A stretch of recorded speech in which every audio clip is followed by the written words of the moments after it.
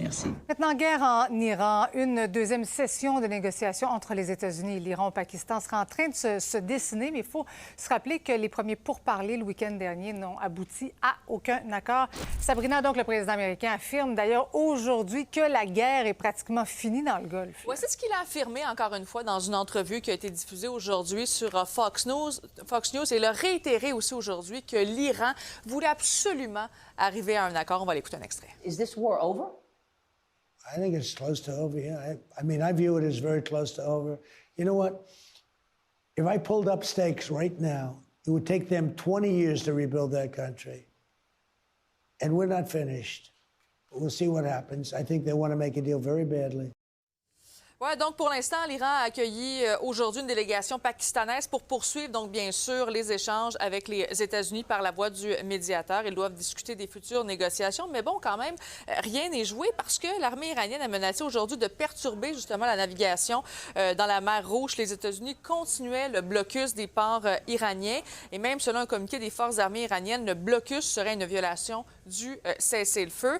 Et pour ce qui est de l'état de la situation, bien, les États-Unis disent que le blocus a complètement paralysé, en fait, le commerce maritime de Téhéran, pendant qu'on voit d'ailleurs la porte-parole de la Maison-Blanche qui a démenti aujourd'hui à l'effet que les États-Unis auraient demandé là, à ce que le cessez-le-feu soit prolongé. Caroline Leavitt qui a dit que ces informations sont fausses. Elle a toutefois confirmé qu'il y a toujours un lien entre les États-Unis et l'Iran. We remain very much engaged in these negotiations, in these talks. You heard from the Vice President directly and the President this week that these conversations are productive and ongoing, and that's where we are right now.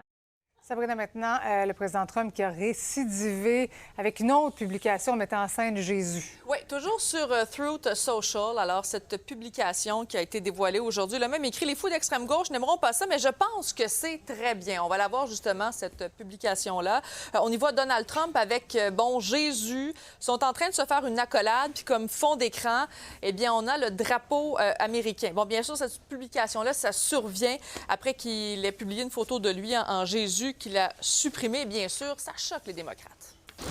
Donald Trump, he needs to apologize for that deeply offensive post. And then you got J.D. Vance going around who just lies like water. So he just lies all the time. And so when asked about Donald Trump's Jesus post, J.D. Vance says, oh, that was a joke. Trump needs to apologize for his deeply offensive image that is very offensive to many Christians and Catholics in the United States. Bon, bien sûr, l'Internet s'en donne à cœur joie. Il y a plusieurs mèmes, donc des memes qui sont publiés par des citoyens pour soit rire ou critiquer, bien sûr, ces différentes publications de Donald Trump avec Jésus. La multiplication des avis. Merci, oui, voilà. Sabrina.